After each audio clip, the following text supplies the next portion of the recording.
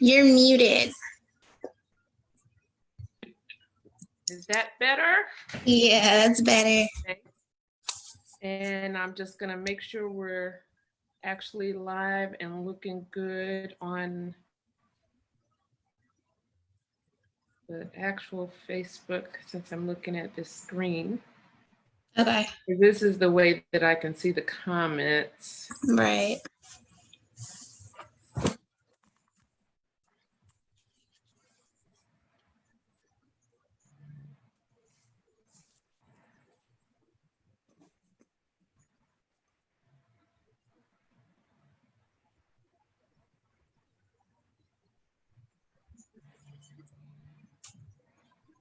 I don't see it yet, but I'm just gonna trust that we are.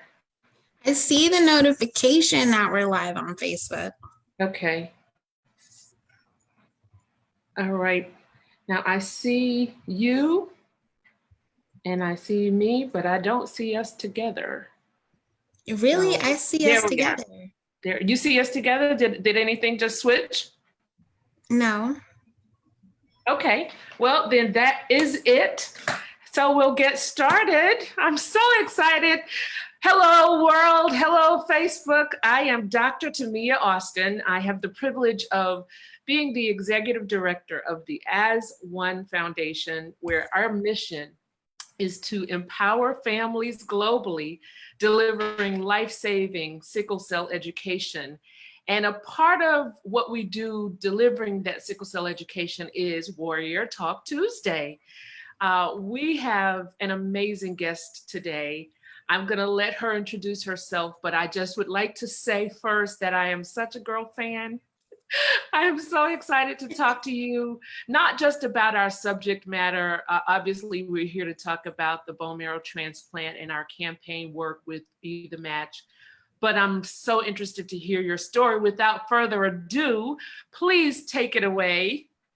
All right. Well, thank you for that introduction. I'm a girl fan of you too, so this is a perfect little setup. Oh. Wow. So where to start? I am. Tell everyone your name first. Oh, Teonna Woolford. Okay. I am 29 years old. I have sickle cell SS disease. I am a Christian, a warrior, psychology student, and an advocate. So that's my little intro.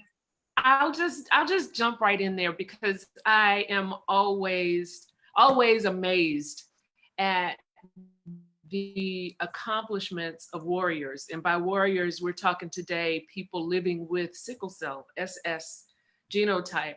I'm a little old AA, and I have just a heart of gold for what happens, or what you are able to accomplish and do despite what you live through, as in the pain, the crisis, just the ups and downs. And I hear the story all the time. I feel like I am within the sickle cell family, and it is the amazement, the appreciation of what you guys do in spite of is inspirational. Just one word of probably a million that one could use to describe the fortitude that you must have. And I feel that exact same way about you, Teonna. So first, I'll just say thank you for being here.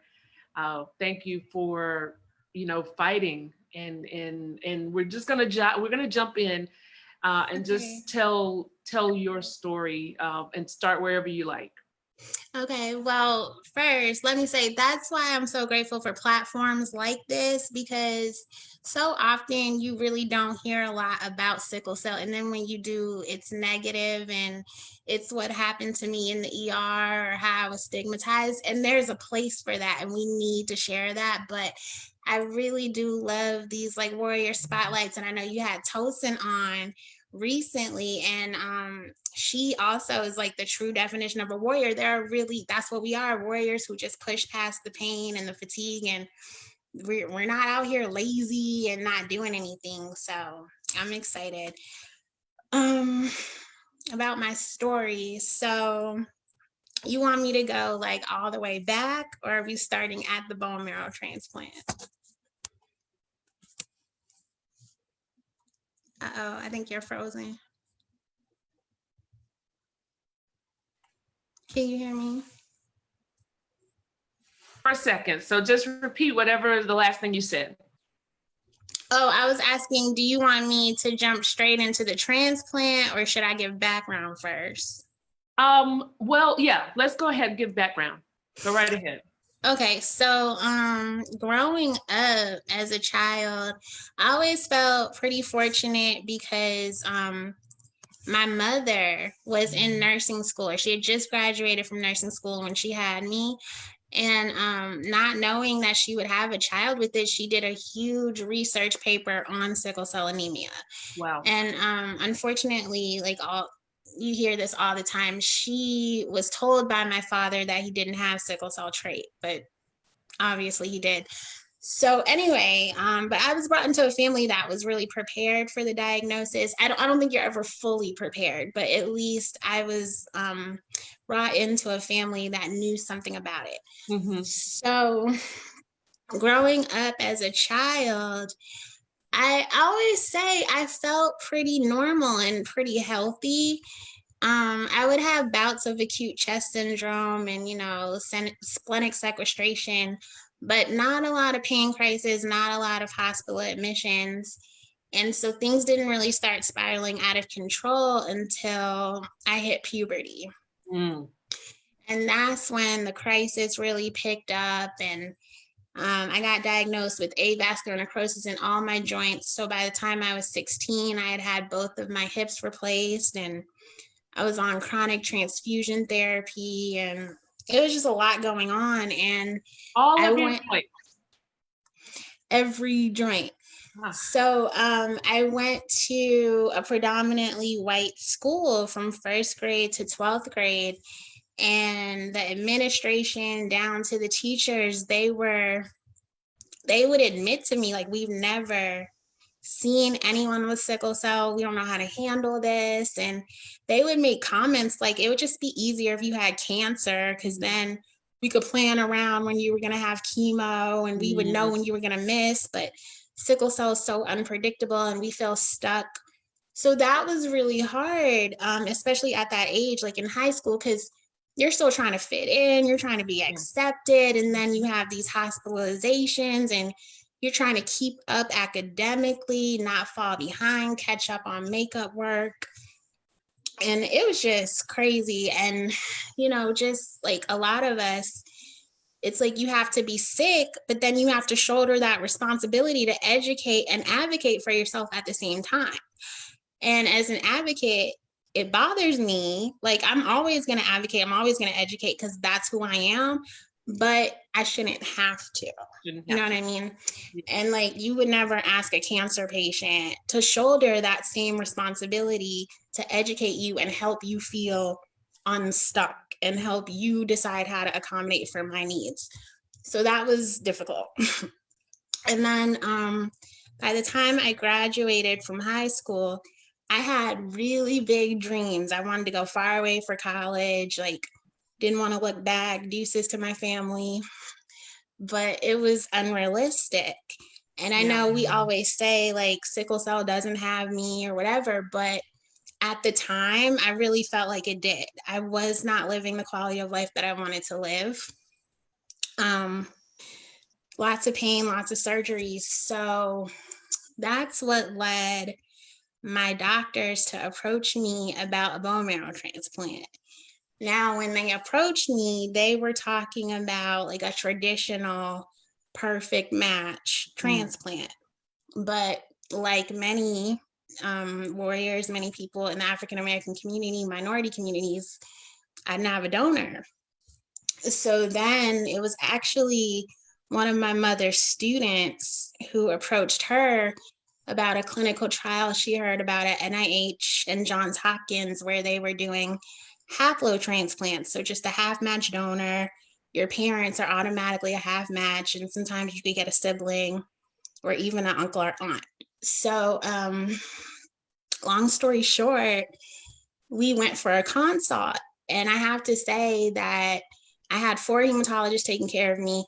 3 of them were totally against it. And one of Wow. them was like, no, go for it. Let's just at least get the information.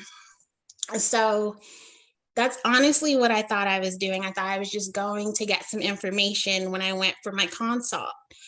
And then by the time I left that room, I left feeling like I didn't have another choice but to do the transplant, because the doctor at the time, he really told me, like, looking at all your complications and your history, if you keep going like this, you're going to die and you need to cure this sickle cell. And I remember not being too shocked by it, but I always say, looking back, I was in a depressed state of mind and I was desperate already. So now you're telling me that I'm going to die, which I really had not even thought about. And then that same day, I found out that I had had this silent stroke I didn't know about. Wow. It was just a lot. And then, this really sunny picture was painted about, do this transplant, get cured, live the life you want to live. And I believed that and I held on to it. But there was this one little problem that made me reluctant, and it was the risk of infertility. I remember telling the doctor, yeah, I probably would go for it if I didn't think that the chemo was going to make me infertile. And he looked me in the eye and he was like, I don't know why you're worried about the transplant making you infertile, because with all these complications, I'm sure you're already infertile.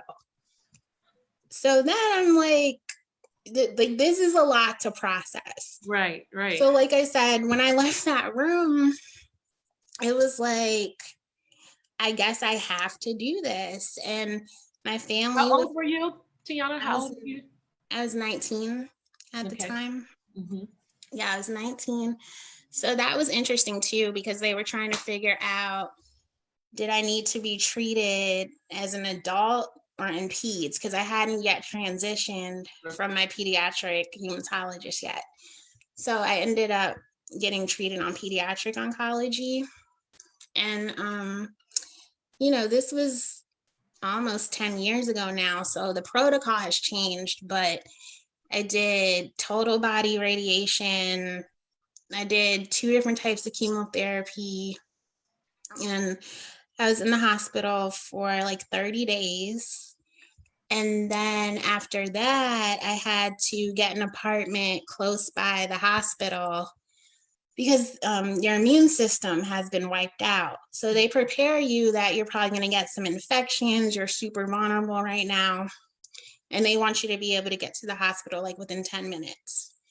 So I lived in an apartment, and for 2-3 months, everything was relatively smooth. The whole time I was getting lab work 3-4 days a week. And looking back, the chimerism test, which is what measures how the donor cells are taking, it never really showed that it was going my way. I always had more of my cells than my donor cells. So 2-3 months later, I ended up with this crazy high fever, and that lasted for weeks. And then once the fever finally broke, my lab work just plummeted, and they found out that my bone marrow production had just shut down. So I wasn't producing platelets or anything, white cells, nothing. And they would do those bone marrow biopsies and there'd be nothing on the slides. So it was a really scary time because I was at risk for hemorrhaging in my brain and just all kinds of stuff. So I was in the hospital for close to 5 months. And then towards the end of that 5 months, I found out that I had this virus that reactivated, and I rejected the transplant. And my bone marrow production still hadn't revved back up. So they told me that my only option was to go through the whole process again. Wow. And just mentally, I couldn't get there because I was like, if I had never done this in the first place, we wouldn't be here. So I refused. And they were like, you don't have a choice, but we'll give you a week to kind of come to grips with it because we know this is difficult. So I was like, well, we'll just be waiting. We'll just be Yeah, waiting. yeah, yeah. And seriously, all we did as a family was just pray. And I promise you, my counts just started coming up on their own. But it was just So difficult. this is, you know, you just described that in what, 8 minutes, but that was an ordeal that was what, half a year, and Right. now that was 10 years ago. So this is real life for you. Hmm. Your body rejected, and here we are, fast forwarded to this moment. Their protocols are different. Yeah. You know, our purpose here today is to talk about the be the match. And I believe the statistic says there's 27% of a likelihood that a Black American will need Right. the registry, but Black Americans only represent 4% of the Yeah. registry. So had that 4% been a match to that 27%, maybe we'd be having a different outcome right now because you were only a half match. Your donor was Right. only a half match. And then, you know, time has changed. They wanted to go right back in and do it again. What is Teonna feeling about all of this right now? Because you living and looking at me and doing all the things that you have continued to do, including the prayers that you and your family prayed, you know, is satisfactory to me. Right. But the Be the Match program is difference making now, especially Exactly. because of the potential to have a full match. Where are you now emotionally and mentally? The question is like really timely because I just had an appointment with my doctor a month or so ago. And not even just my doctor, but doctors at NIH, they've really been talking to me about considering another transplant because my white cells are still damaged from the Mm. chemo that I received 10 years ago. Wow. And so I still have some fallout there. And there are some, I've been having some complications with the sickle cell. So they've really been wanting me to consider it again. And mentally, I just can't get there. Hmm. Um, I can't imagine. And honestly, but I'm when I say that, it's not coming from the same place it was. Like I'm not depressed. I am happy. I'm living. I'm thriving. Back in school and before COVID was traveling all over the place. So I'm living the life I thought that I could not live when I pursued this curative option. But to your point, I always make sure when I do these interviews that I say I am all for be the match and transplants, and it is really important. We do need more donors, especially in the African American community. And I brought all that up about them trying to get me to do it again because while I wouldn't consider doing the haplo again, if I were to have a donor, like a perfect match donor, I might try again. Well, I think that's huge. Yeah. Just living through, I've heard you tell your story a few times. This is certainly a lot more impactful because you're right here in my face. And just living through the 8 or 9 minutes of you talking about it, you were my daughter. Aw. I would have had to support your decision to not go forward with it. And especially to look at you now and to see what you've overcome and the advocate that you are. But I know that the donors that or even the patients that have been able to benefit from a 100% match because they were one of the lucky ones, especially from the Black community. I mean, think about that. And then this is to our listeners, this is to those that are watching. Black Americans have a 27% chance of needing the Be the Match registry. Mhm. So either a marrow donor or whatever the services that they offer. But Black Americans only represent 4% of the registry. So there's a huge disparity Huge. that could end up, eliminating or severely limiting what could be possible if we could just get those numbers up. And joining the registry is signing up on a computer screen and doing a swab Piece of and cake. and Yeah. waiting. Right. If you join the registry today, it doesn't mean you're going to go in for surgery today. It just means Right.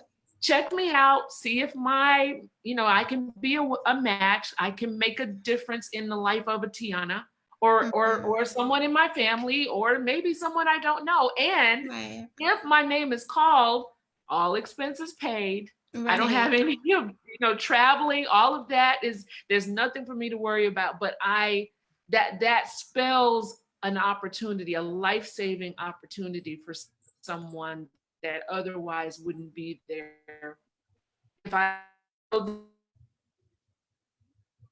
If you saw me looking down, is because I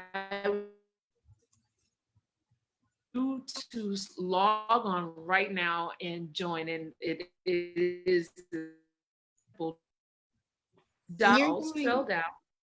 Oh, you went in and out. I didn't hear And, what you and said. You're comments moving. of this interview we're doing, the website where you can go click right now, it is join.bethematch.org. And I'm not talking to you, Teonna, right now. I'm talking to our listeners.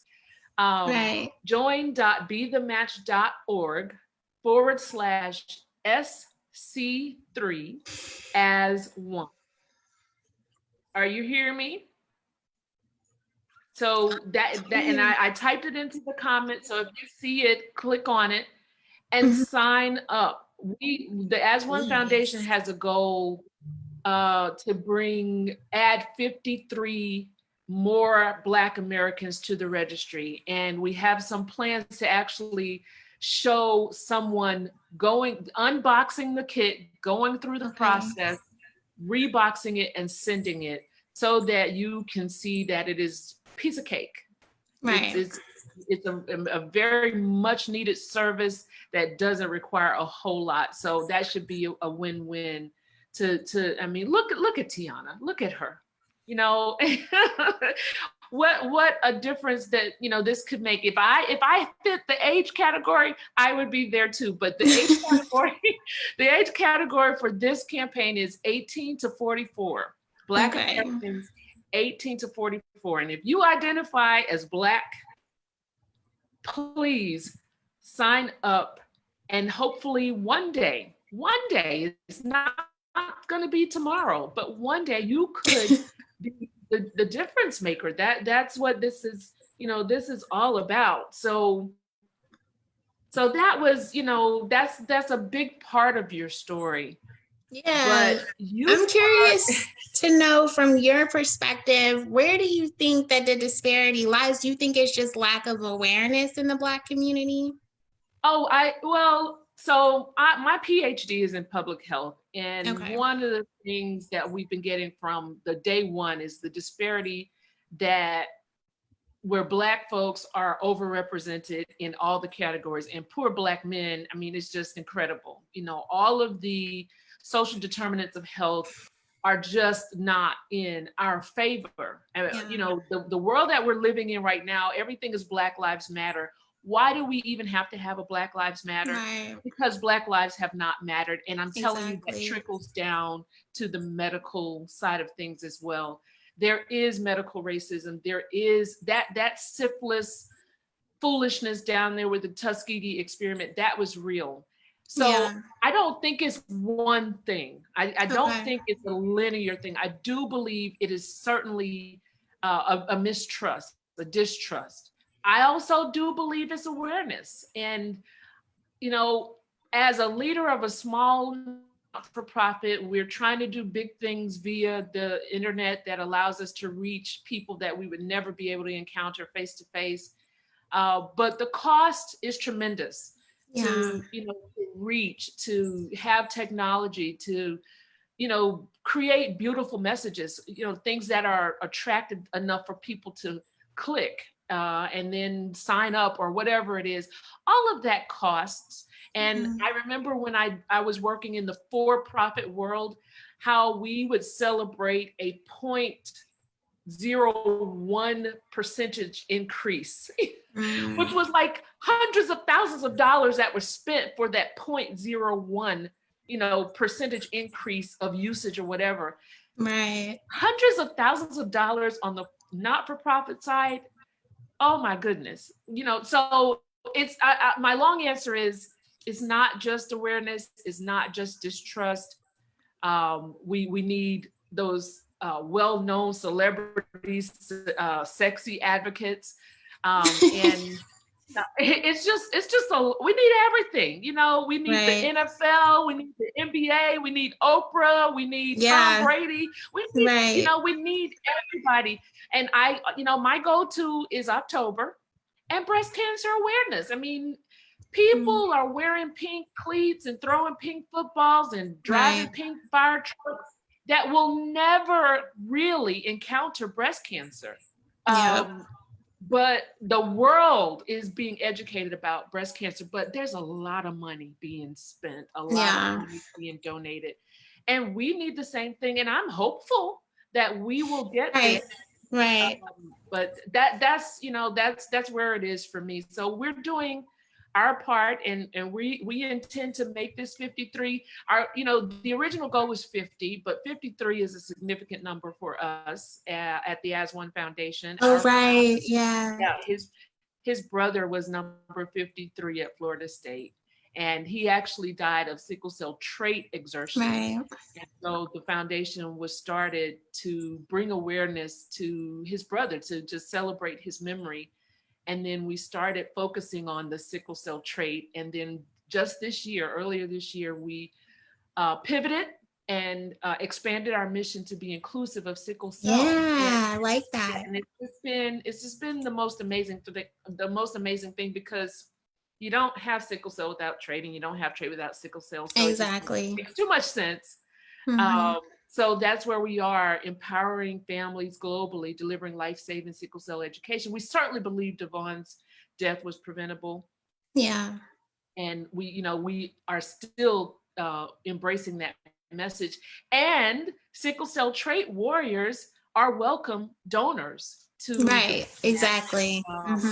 program. So it's just a win-win all around. And I want to see, if I don't want to think about the possibility of that 27% probability of need never being met, because that means failure, it means limitation, no Right. opportunities, all of the above. And these are some amazing um, developments in science. Science is Amazing. important. Science Yeah. is really important. But science needs us in this instant to donate, or to just be on a registry for the potential to donate. So, Exactly. Exactly. I did want to ask you though, because as you end your bio by saying that your goal, you're focused on not just living but thriving, and I just love that. You know, people just when people when sickle cell warriors describe the pain. Hmm. I remember one warrior describing going through labor.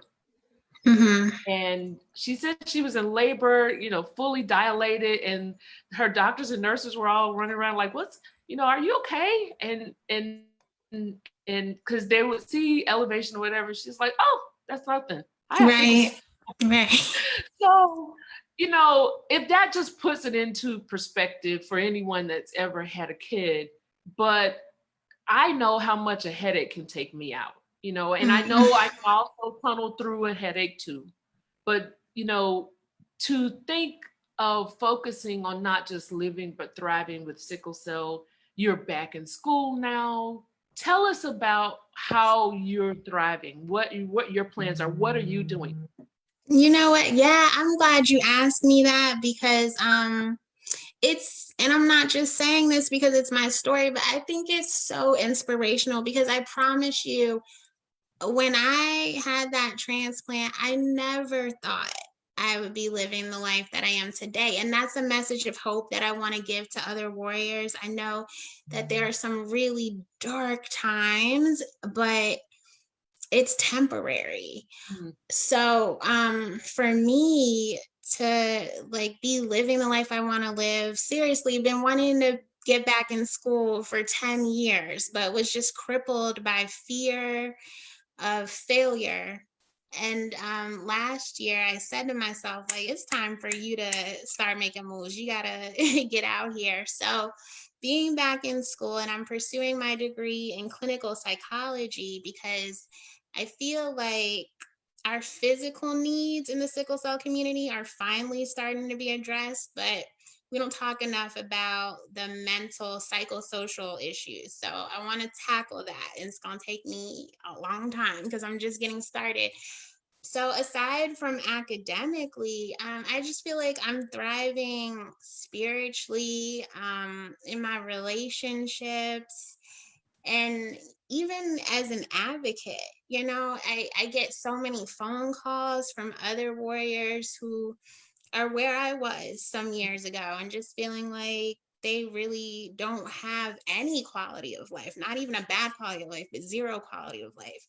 And just being able to share my story and inspire people. And I'm doing things I want to do, like cooking, and actually working on starting my own organization. Okay, okay. And so much has come out of my experience with that transplant, because I get asked all the time, like, do you regret it? And if you catch me in a weak moment, I might tell you yes, because sitting here and still having sickle cell and just getting the official diagnosis that I'm infertile, and I asked you if I was going to be infertile and all this, and you dismissed me. So, on a weekday, I might say that I regret it, but I really don't, because I don't think I would be the advocate or the person that I am today.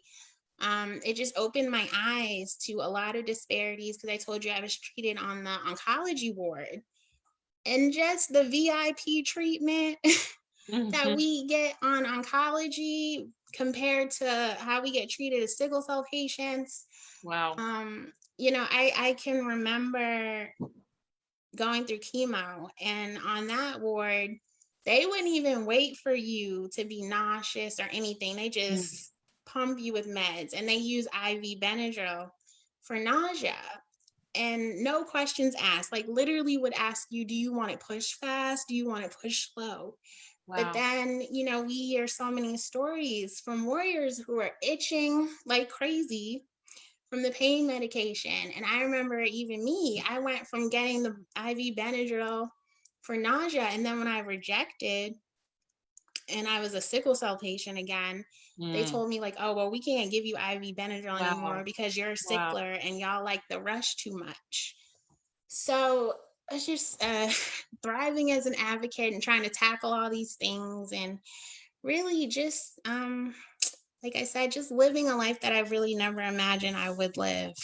Well, I like that you said, because there are a lot more therapies available now. So, using your words, the physical is being addressed, but the Mm-hmm. mental, we're still got a way to go there. So, my hat's off to you, and I appreciate you even thinking beyond your body that can be tormented at times to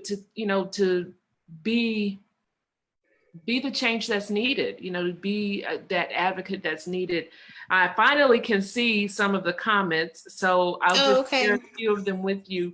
Jamie, who we love to death here over here at the Aswan Foundation, she says, my heart is broken for the way you were railroaded by the doctor, pushing you to do something that wasn't beneficial to you, but to serve as a guinea pig. This is my big hesitation with all these studies for my kids. Um, Lisa Rose says, Teonna, you give so much hope. Thank you. And she also says we can reach the goal. I'm sure she's talking about getting up to The that 27. 53. Yeah, Mm-hmm. that 53. And she also affirms, yes, trait warriors can join, be the match. Do you care to respond about the hesitation, about, I mean, you've given your story, so obviously people can deduce, but what do you tell a mother that is contemplating that for a child, or an adult that might be, or a 19-year-old that might be considering in 2020? What do you say to them? What's your message to them?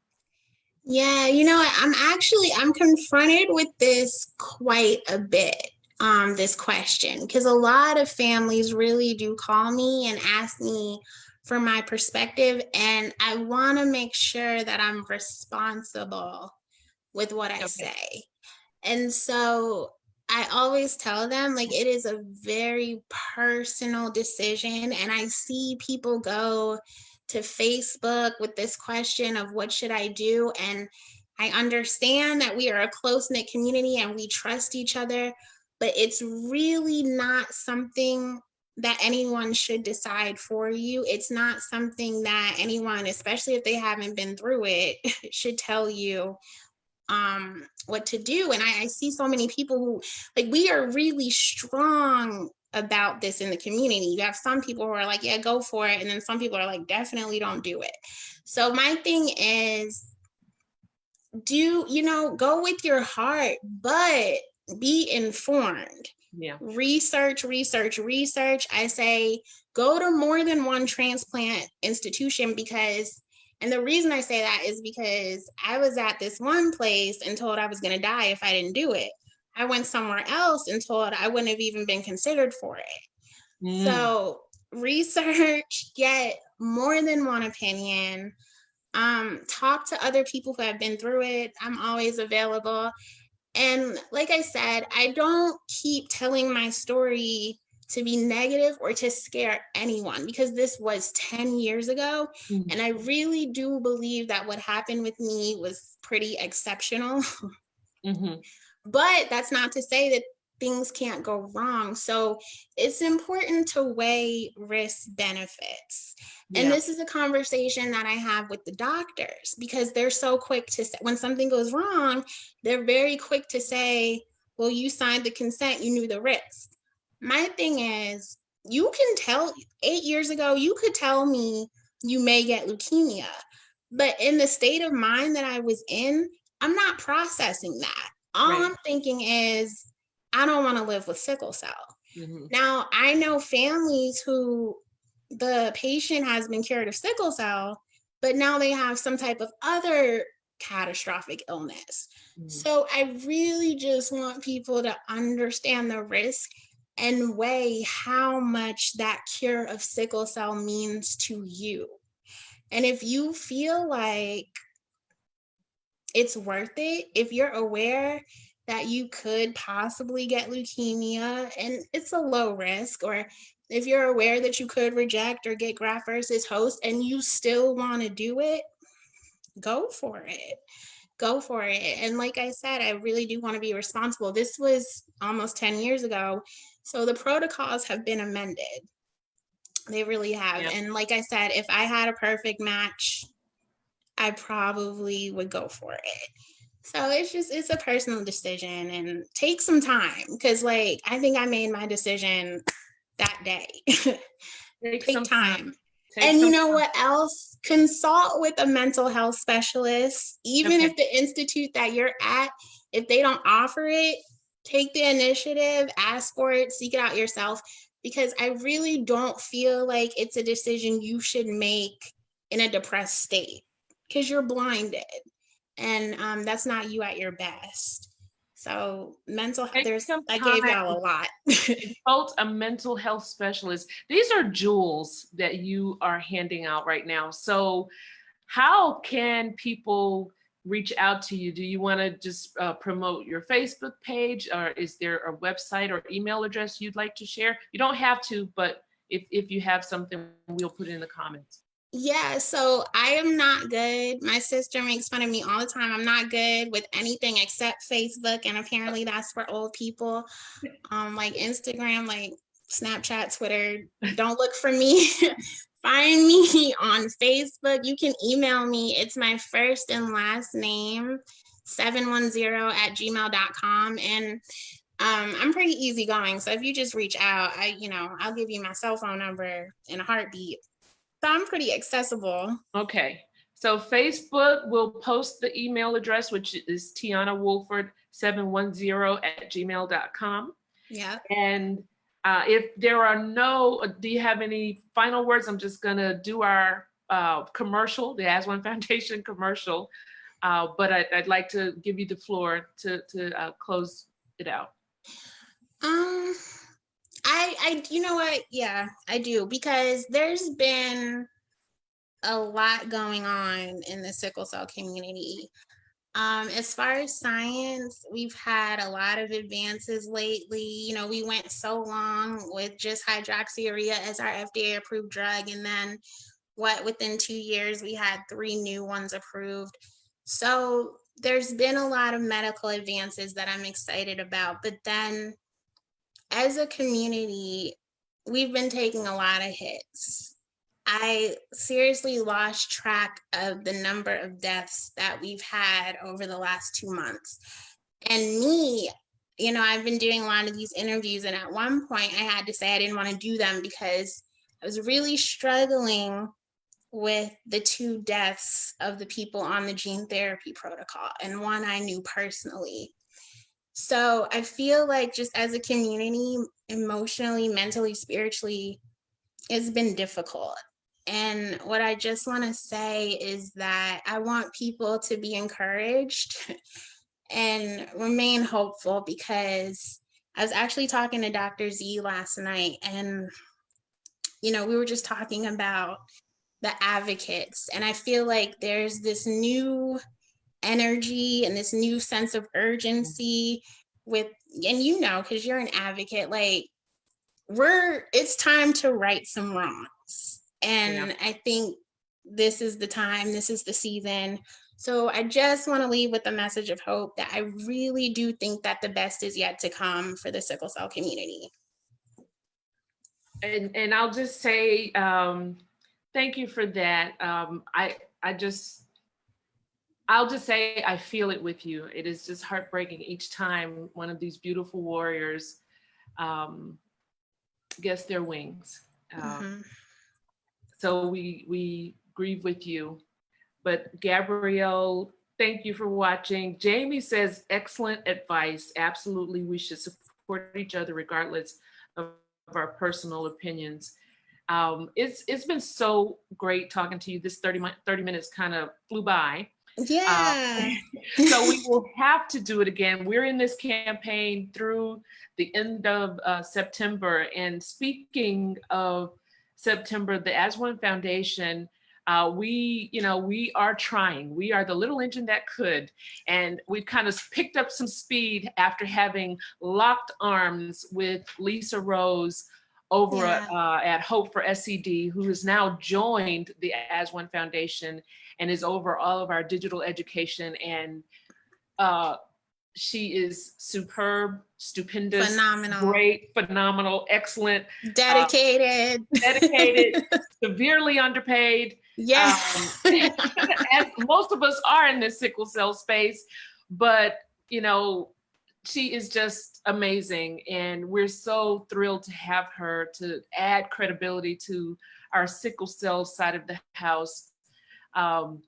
So we are building, we are creating more education. We need to produce digital content. So we are having a fundraiser, but it is also an awareness campaign, and we call it the We Run As One Virtual Sickle Cell Challenge. Yes, I saw that. Yes, and we need everyone. It is a fundraiser, but it's going to be fun because for the entire month of September, which is Sickle Cell Awareness Month, we are challenging, and you get to choose, you to walk or run as one, 53 miles for the month, step as one, 5,300 steps per day, and hydrate as one. So add 53 ounces of water to your regular intake per day. Because I would bet all the money in my Cash App that all of us could stand more hydration.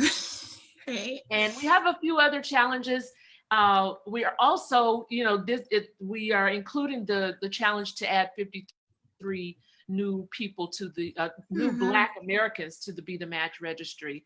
And you can join, you can register, and your participation earns you not just a thank you actually will get a race packet of swag that will include a race t-shirt, a medal, a Oh. custom race bib, and we're working on some other things, hopefully from other sponsors that will, and those will be mailed out to every participant. So for $53, I mean, that's a meal at what? Juicy Crab or somewhere. You Yeah. can help us really create. Our goal is $20,000, Okay. and it's a virtual. So hint, hint. No excuses. It's No virtual. We can excuses. all participate. And you know what? I'm glad that you put that reminder out there because I have been challenging myself. Like in the beginning of the pandemic, I was in a rut.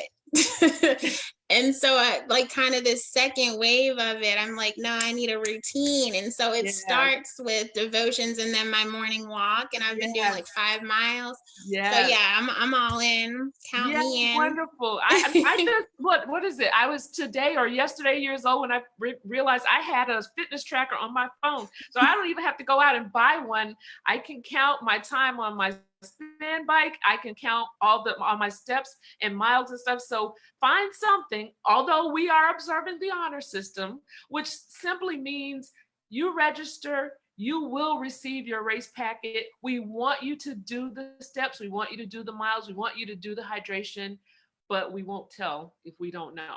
So you Right, right. you help Right. us by registering, and that registration link is tinyurl.com.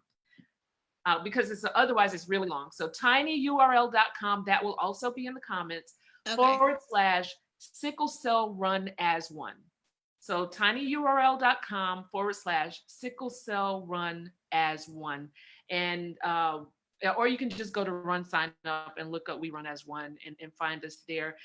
Register now, start practicing for the rest of August, and let's hit the ground running September 1st through 30th. Help us raise some money, help us make a difference, help us fulfill our mission to globally empower the whole world with sickle cell education. So with that, tremendous thanks to you, Teonna, for your story, for your life, for sharing this few moments with us. We wish you the absolute best, and I certainly hope that this is not our last time together, even in this campaign, because we do need you to go to Be the Match, join.bethematch.org / SC3 as one, and sign up to be a Marrow registrant, and hopefully, possibly in the far near future, be a donor that can make Mhm. a difference and get that percentage up. So thanks so much. Thanks for being with us. This has been Warrior Talk Tuesday. We'll see you next week. Bye. Bye.